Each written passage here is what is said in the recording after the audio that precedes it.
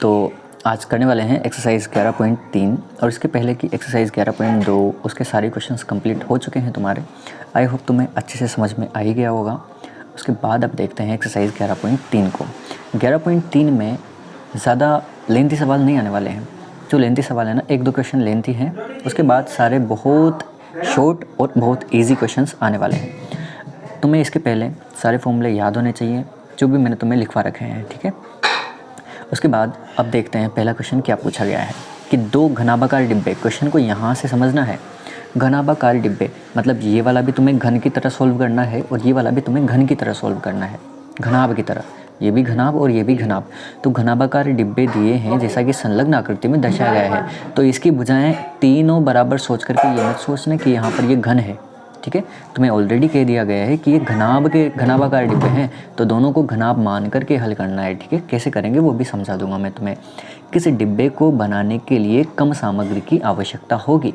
तो कम या ज़्यादा सामग्री की आवश्यकता होने के लिए तुम्हें पता है ना क्या निकालेंगे, उनका पृष्ठीय क्षेत्रफल निकालना पड़ेगा। क्योंकि इन सभी को बनाने के लिए किसमें कम क्षेत्रफल का ये पृष्ठ लगे हैं, किसमें ज़्यादा पृष्ठ लगे हैं, किसका क्षेत्रफल कम है, किसका क्षेत्रफल ज़्यादा है। तो पृष्ठ जिसका बड़ा होगा उसमें ज़्यादा क्षेत्रफल लगा होगा, पृष्ठ जिसका छोटा होगा उसमें कम क्षेत्रफल लगा होगा। तो हमें क्या निकालना पड़ेगा, इनका पृष्ठीय क्षेत्रफल। तो हमें क्या है, ये दो प्रकार के दे रखे हैं, पहला है ए, दूसरा है बी।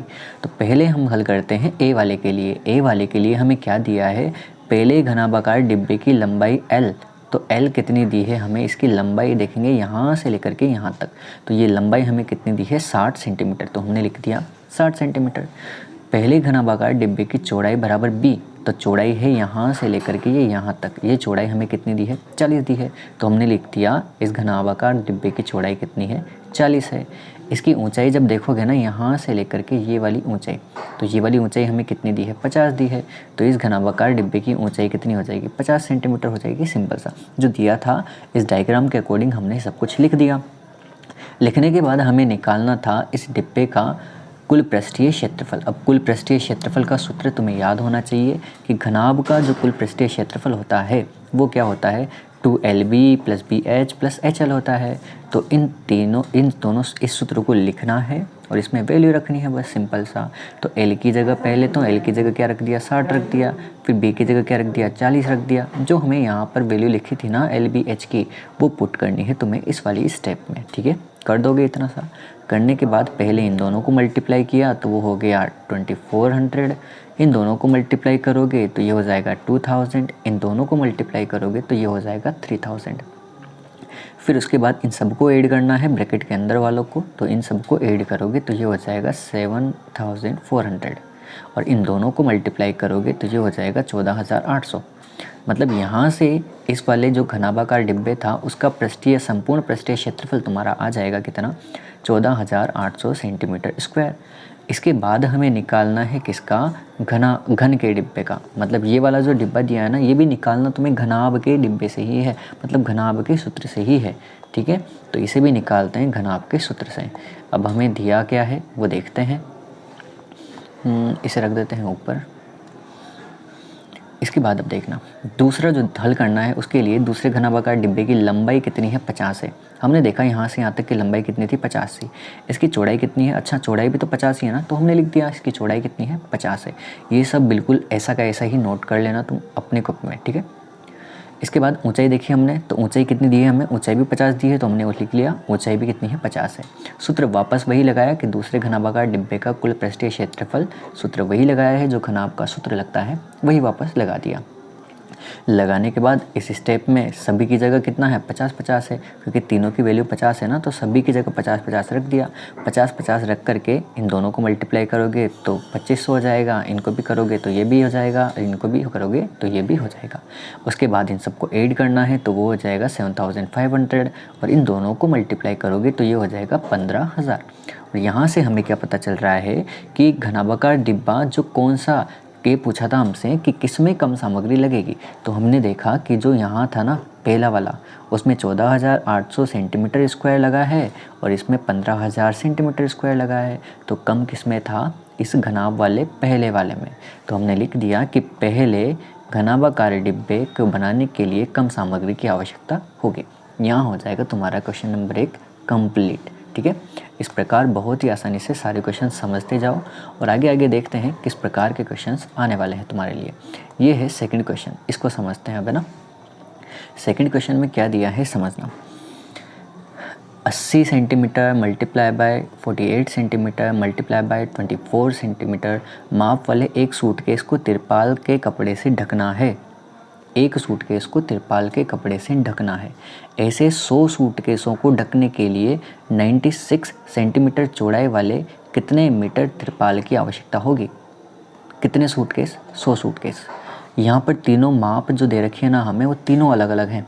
तीनों माप जब अलग अलग दे दी जाए तो तुम ध्यान रखना वो क्या होगा, एक घनाभ ही होगा हमेशा। ठीक है, या फिर कभी भी सूटकेस की बात की जाए, कमरे की बात की जाए, तो वो लगभग सारे क्वेश्चन जितने भी हैं ना वो घनाभ वाले होते हैं।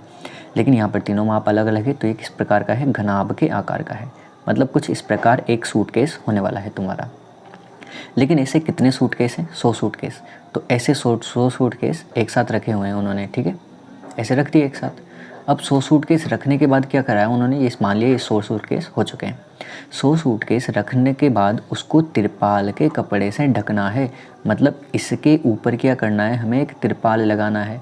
तो मान लीजिए अगर मैं यहाँ से एक तिरपाल लगाऊँ, तिरपाल लगाया जैसे, इसके ऊपर एक तिरपाल लगाओगे इस प्रकार, तो उस तिरपाल का क्षेत्रफल कितना होगा, चलो बताओ। तिरपाल का क्षेत्रफल भी तो उन 100 सूटकेस के क्षेत्रफल के बराबर होगा नहीं होगा। मतलब जितने एरिया में वो 100 सूटकेस जमे हुए हैं ना, उतने ही एरिया में तो तुम तिरपाल लगाओगे नहीं लगाओगे, लगाएंगे ना।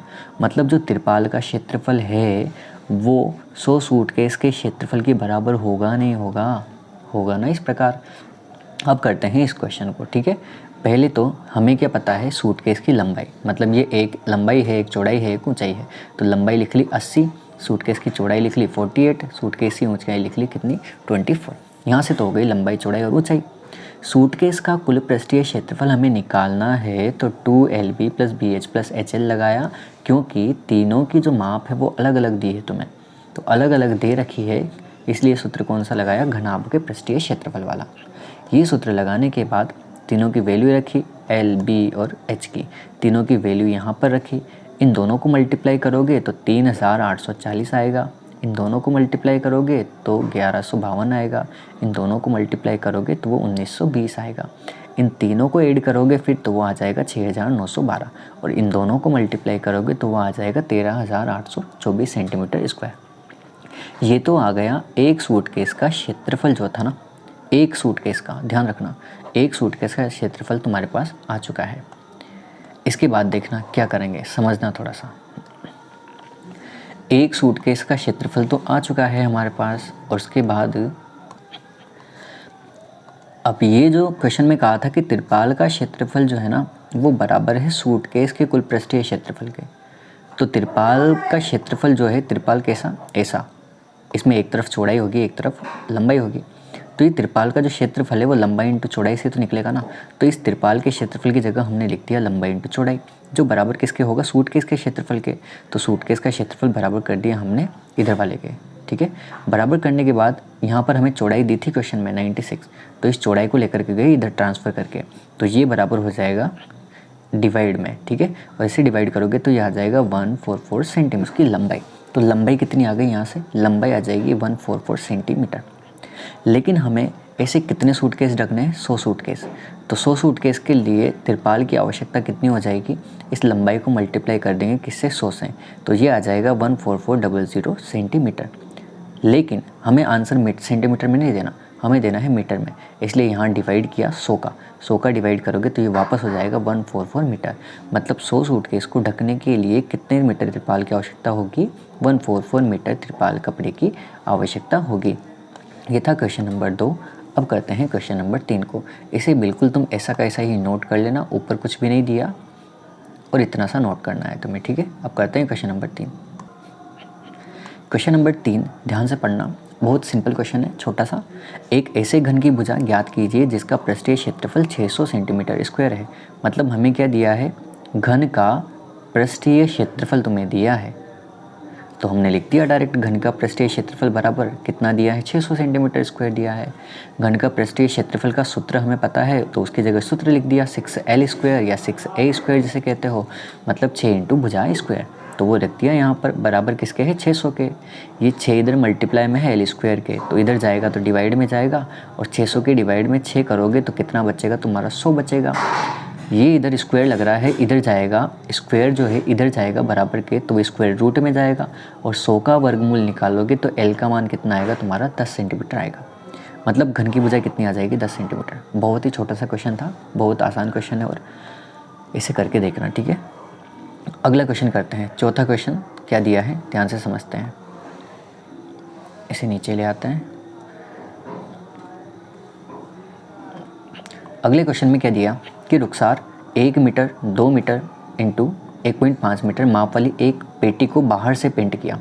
ये जो पेटी दिख रही है ना, इस पेटी को बाहर से कलर करना चाहता है वो, यहाँ से कलर करना चाहता है, सब जगह यहाँ से कलर करेगा, यहाँ से कलर करेगा, सब तरफ से कलर करेगा। यदि उसने पेटी के तल के अतिरिक्त, यहाँ पर फोकस करना है, तल के अतिरिक्त का मतलब है उसने तल पर पेंट नहीं किया, यहाँ नीचे की तरफ पेंट नहीं किया है उसने, तो नीचे की तरफ पेंट नहीं किया तो उसके कितने पृष्ठ बचे, 5 पृष्ठ बचे हैं, ठीक है। कितने पृष्ठ, 5 पृष्ठ, क्योंकि 6 पृष्ठ होते हैं। अब उसने तल पर तो पेंट नहीं किया, तो कितने पृष्ठ बचे, 5 पृष्ठ बचे। उसे सभी जगह पेंट किया हो तो ज्ञात कीजिए उसने कितने पृष्ठीय क्षेत्रफल पर पेंट किया। मतलब एक पृष्ठ को छोड़ करके बाकी सभी पृष्ठों पर पेंट किया है, तो उसने कितने क्षेत्रफल पर पेंट किया, ये हमें निकालना है, ठीक है। कैसे निकालेंगे देखना। हमें पता है पेटी की लंबाई है, एक तो लंबाई है, एक चौड़ाई है, एक ऊंचाई है। तो पेटी की लंबाई 2 मीटर, पेटी की चौड़ाई 1 मीटर और पेटी की ऊंचाई 1.5 मीटर हमने लिख दी यहाँ पर। पेटी का जो पृष्ठीय क्षेत्रफल है उसका सूत्र ये बना है। अब ये कैसे बना है ध्यान से समझना, ठीक है। कैसे समझोगे, अच्छा ये ऊपर का जो है ना, ऊपर का पृष्ठ पर अगर उसने पेंट किया है तो ये एक आयत की तरह नहीं है क्या। और आयत का जो क्षेत्रफल है वो कैसे निकालोगे, L इंटू बी से नहीं निकालोगे क्या। तो एक पृष्ठ का जो क्षेत्रफल है वो L इंटू बी नहीं होगा क्या। मतलब यहाँ वाला जो पृष्ठ है उसका तो सूत्र क्या हो जाएगा, L इंटू बी हो जाएगा। यहाँ का पृष्ठ तो आ गया। इस वाले पृष्ठ में क्या है, इस वाले पृष्ठ में है b इंटू एच, ये वाली हाइट है ना इस वाले पृष्ठ में। तो एक इधर है और एक इधर नहीं है क्या, 2 है ना ये, तो 2 है, तो यहाँ पे लिख दिया BH कितने हैं, 2 BH है, ठीक है। इसके बाद एक तो क्या था LB और प्लस 2BH हो गया, इधर वाला BH और इधर वाला BH, 2BH हो गया। फिर प्लस के बाद देखना HL कहाँ से निकलेगा, ये वाला, ये तो हाइट है इधर वाली की, सामने वाले की। अगर इस सामने वाले पृष्ठ को लूँ तो सामने वाले पृष्ठ में क्या क्या है, एक तो H है और एक L है। तो एक इधर है, एक पीछे की तरफ भी होगा ना उधर, तो वो भी कितने हैं, 2HL है। और एक LB है, क्योंकि LB हमने नीचे वाला नहीं लिया क्योंकि तल पर तो पेंट कर ही नहीं रहा वो, इसलिए जो सूत्र है तुम्हारा वो क्या बनेगा, LB plus 2BH plus 2HL। ये निकल जाएगा इन पृष्ठों का क्षेत्रफल। यहाँ पर कुछ भी नहीं कर रखा है, इस 2 को इन दोनों में से कॉमन ले रखा है। कॉमन लेकर के बाहर लोगे तो 2 कोष्टक BH प्लस HL बन जाएगा, ठीक है। इस सूत्र में वैल्यू पुट करनी है, वैल्यू पुट करके हल करोगे तो आंसर कितना आ जाएगा तुम्हारा, 11 मीटर स्क्वायर आ जाएगा। मतलब क्वेश्चन को बेसिक तरीके से समझना है। सूत्र कुछ भी नहीं होता, सूत्र तुम खुद भी बना सकते हो। जैसे अभी यहाँ पर क्या था, पेंट करना था, तल के अतिरिक्त पेंट करना था। जब तल को छोड़ दिया तो बाकी पृष्ठों का क्षेत्रफल तो तुम्हें पता है ना, पृष्ठ आयताकार होते हैं घनाभ के सारे, तो पृष्ठों का जो क्षेत्रफल है वो लंबाई इंटू चौड़ाई से ही तो निकलेगा ना। लंबाई इंटू चौड़ाई करोगे। अब इस वाले में तो मैंने तुम्हें बता रखा है ना सब कुछ, कि इधर की ये तो चौड़ाई होगी, ये इधर वाली भुजा लंबाई होगी, इधर वाली भुजा हाइट होगी इसकी। बस अब जिसमें जो आ रहा है ना उसे मल्टीप्लाई कर दो ना सीधा सीधा। अगर इधर वाला पृष्ठ लोगे तो इसमें b इंटू एच हो जाएगा। अब a से इधर भी है, वैसा ही पृष्ठ इधर भी तो है ना इस डिब्बे में, तो उधर भी तो BH होगा ना। तो BH वाली कितने हो गए, 2BH नहीं हुआ क्या, हुआ ना 2BH। इसी प्रकार इस वाले में अगर देखोगे ना सामने वाले में, तो सामने वाले में एक H है और एक L है, तो HL नहीं हुआ क्या, तो ऐसा ही पीछे भी तो होगा ना, तो पीछे वाले के लिए भी तो 2HL हो जाएगा। फिर प्लस क्या करेंगे ऊपर वाला, क्योंकि नीचे वाले में तो कर ही नहीं रहे, तो ऊपर वाले का पृष्ठ का क्षेत्रफल क्या होगा, LB होगा। बस इस प्रकार सूत्र बन जाता है और कुछ भी नहीं है ना। ये तो था क्वेश्चन नंबर 4। अब करते हैं क्वेश्चन नंबर 5 को। क्वेश्चन नंबर 5 में क्या दिया है समझते हैं। बहुत आसान क्वेश्चन है, 5वां भी, और इसी फॉर्मूले पर आधारित होने वाला है, तो क्वेश्चन को समझना। डेनियल एक ऐसे घनाभाकार कमरे की दीवार और छत को पेंट कर रहा है। क्वेश्चन को आराम से पढ़ोगे ना, समझ करके करोगे ना, फॉर्मूला तुम खुद ही याद हो जाएगा फॉर्मूला, ठीक है।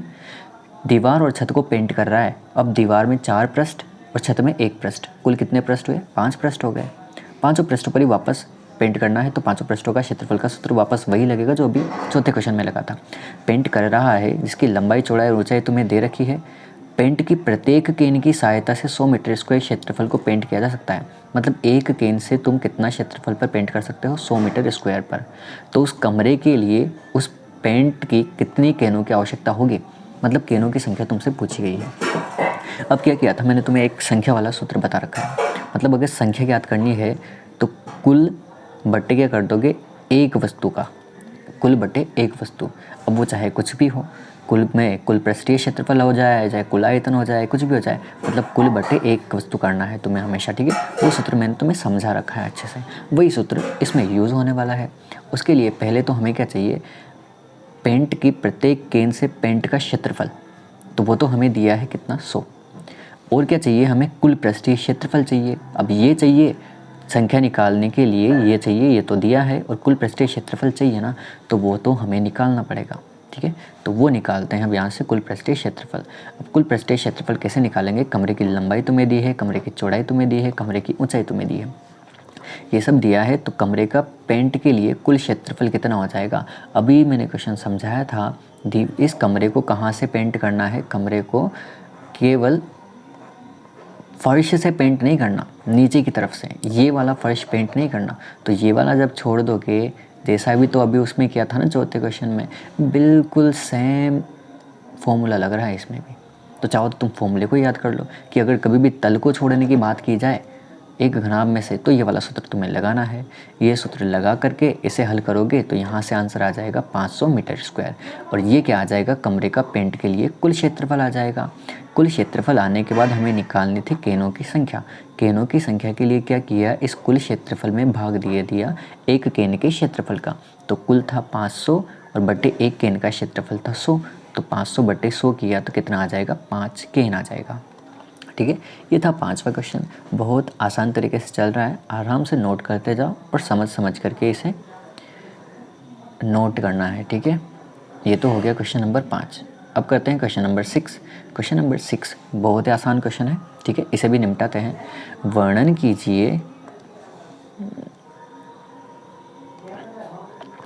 वर्णन कीजिए दाईं तरफ दी गई आकृतियाँ किस प्रकार एक समान है और किस प्रकार एक दूसरे से भिन्न है। किस डिब्बे का पार्श्व पृष्ठीय क्षेत्रफल अधिक है? क्वेश्चन यहाँ से भी चल रहा है, यहाँ से भी पूछा है और यहाँ से भी पूछा है। 3 क्वेश्चन पूछे हैं इस एक क्वेश्चन में, तीनों का आंसर निकालते, ठीक है। पहले तो देखना किस डिब्बे का पार्श्व पृष्ठीय क्षेत्रफल अधिक है, तो अगर कम ज़्यादा पूछा है तो हमें दोनों के निकालने पड़ेंगे, तभी जाकर के हमें पता लगेगा। क्या पूछा है? पार्श्व पृष्ठीय क्षेत्रफल, लेटरल एरिया ऑफ द। अब इसका पार्श्व पृष्ठीय क्षेत्रफल निकालना है तो पहला हमें किस आकार का दिख रहा है? बेलन के आकार का दिख रहा है। तो यहाँ लगा दिया बेलनाकार डिब्बे का व्यास। ये यहाँ से लेकर के यहाँ तक व्यास ही तो है ना इसका, बेलन का व्यास जो दिया है 7। तो यहाँ से डिब्बे की त्रिज्या कितनी हो जाएगी? 7 का आधा ही तो होगा ना, तो आधा कितना हो जाएगा? 7/2 हो जाएगा। इस बेलनाकार डिब्बे की ऊंचाई कितनी दी है? h 7 दी है ना, यहाँ से यहाँ तक की ऊंचाई कितनी है? 7 है। तो यहाँ से डिब्बे की ऊंचाई कितनी हो जाएगी? 7 हो जाएगी। बेलनाकार डिब्बे का पार्श्व पृष्ठीय क्षेत्रफल हमें याद है ना कितना हो जाएगा? 2πRh हो जाएगा। तो वो 2πRh फॉर्मूला लगाया और यहाँ से 2π की जगह रख दिया 22/7, r की जगह रख दिया 7/2 और h की जगह रख दिया 7। इसको हल करोगे 7 से 7 कट जाएगा, 2 से 2 कट जाएगा और 22 × 7 करोगे तो हो जाएगा 154। यहाँ तक तो आ जाएगा बेलनाकार डिब्बे का पार्श्व पृष्ठीय क्षेत्रफल। इसी प्रकार तुम्हें निकालना है ये डिब्बा किस आकार का? घन के आकार का है। 7 7 7 तीनों भुजाएं बराबर है तो घन हो गया। अब घन का पार्श्व पृष्ठीय क्षेत्रफल का सूत्र लिखवा रखा है मैंने, 4l² या 4a² तुम कह सकते हो। जहाँ पर तुम्हें l का मान पता है ना, घन की भुजा पता है ना कितनी है? 7 है। तो घन की भुजा की जगह रख दिया 7 का स्क्वायर करोगे तो वो 49 हो जाएगा और 49 × 4 करोगे तो वो 196 सेंटीमीटर स्क्वायर हो जाएगा। यहाँ तक तो हमें पता लग गया कि घनाकार डिब्बा जो था ना उसका पार्श्व पृष्ठीय क्षेत्रफल अधिक था। ये 196 अधिक है ना इस 154 से, तो क्या लिख दिया? घनाकार डिब्बे का पार्श्व पृष्ठीय क्षेत्रफल अधिक होगा। ये तो हो गया इस वाले क्वेश्चन का आंसर। इसके बाद तुम्हें किस प्रकार समान है ये बताना था ना, तो एक लाइन बोल रहा हूँ वो लिख लेना, ठीक है। किस प्रकार समान है? तो हमें यहाँ पर देखना, यहाँ से इसकी ऊंचाई कितनी है 7 नहीं है क्या, और इस घन की ऊंचाई भी कितनी है 7 नहीं है क्या। तो अगर ऊंचाई समान है तो इस प्रकार समान है। तो किस प्रकार समान है ये, यहाँ बेलन तथा घनाकार डिब्बा ऊंचाई में समान है। ठीक है, ये लिखना है। और किस प्रकार एक दूसरे से भिन्न है, तो किस प्रकार भिन्न है, क्योंकि घनाकार डिब्बे का पार्श्व पृष्ठीय क्षेत्रफल अधिक है। ये भिन्न भिन्न हो जाएगा, मतलब ये इससे अधिक है ना, इसका क्षेत्रफल अधिक है इसलिए भिन्न है ये इससे। समान क्यों है, क्योंकि इसकी ऊंचाई समान है। ठीक है, ये हो जाएगा इस वाले क्वेश्चन का आंसर। यहाँ तक हो गया क्वेश्चन नंबर 6। अब आगे देखते हैं क्वेश्चन नंबर 7।